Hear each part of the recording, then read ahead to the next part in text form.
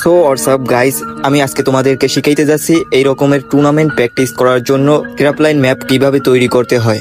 তো ভিডিওটি শুরু করার আগে ভিডিওটিতে একটি করে লাইক করে দাও, আর যদি ভিডিওটি ভালো লাগে তাহলে তোমার ফ্রেন্ডের কাছে শেয়ার করে দাও।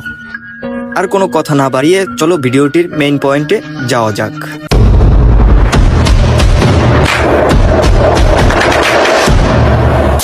তো স্পোর্টস টুর্নামেন্ট ট্রেনিং ম্যাপ তৈরি করার জন্য তোমাকে সর্বপ্রথম গেমে চলে আসতে হবে। গেমে চলে আসার পর কিছুটা আমার মতো আমি যেভাবে যেখানে যাই তোমরাও তেমনই করো, বা সেম টু সেম আমাকে কপি করো। এখন প্রথমে তুমি ক্র্যাপলাইনের ভিতরে ঢুকো, তারপর তুমি স্টুডিওতে ঢুকো। এখানে নো ম্যাপ লেখা, এখান থেকে তোমরা যে কোনো একটা সিলেক্ট করো। ক্রিয়েট এ ম্যাপে ক্লিক করো। এখান থেকে মোড আর কাস্টমাইজ দোনোটাই সিলেক্ট করো। এখান থেকে তোমার পছন্দের যে কোনো একটি ম্যাপ সিলেক্ট করো। এখান থেকে আমি বারমুডা সিলেক্ট করে নিলাম। এখান থেকে তোমার পছন্দের লোকেশন সিলেক্ট করে নাও। আমি ক্লক টাওয়ার সিলেক্ট করে নিলাম। এখানে এমন ইন্টারফেস দেখা যাবে। এখান থেকে তোমরা সেটিং এর ভিতরে ঢুকো। এখান থেকে ক্লাসিক সিলেক্ট করো, তারপর গেম প্লে সেটিং এ যাও।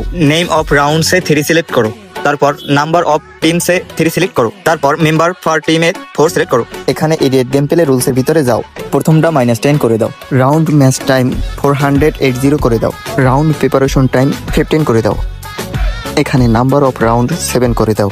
এখন পরের অপশনে কাজ। এখানে এক্সপেক্টেড অলে ক্লিক করো। এখন জেনারেল অপশনের কাজ। এখানে কুইক ইপিক কনভার্সন অপশনটি অন করে দাও।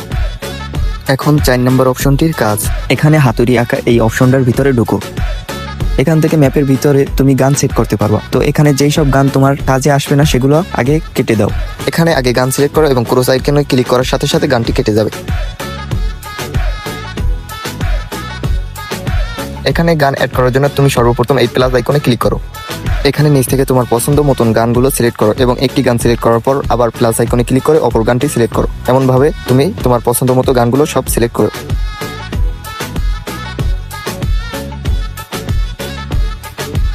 এখন গানগুলো ভালোভাবে সাজিয়ে নাও। গান সিলেক্ট করে উপরে সাদা আইকনে ক্লিক করলে ক্লিক করা গানটি নিচে চলে আসবে এবং যেটি সিলেক্ট করা ছিল সেটি উপরে চলে আসবে, এক কথায় এক্সচেঞ্জ করার মতো।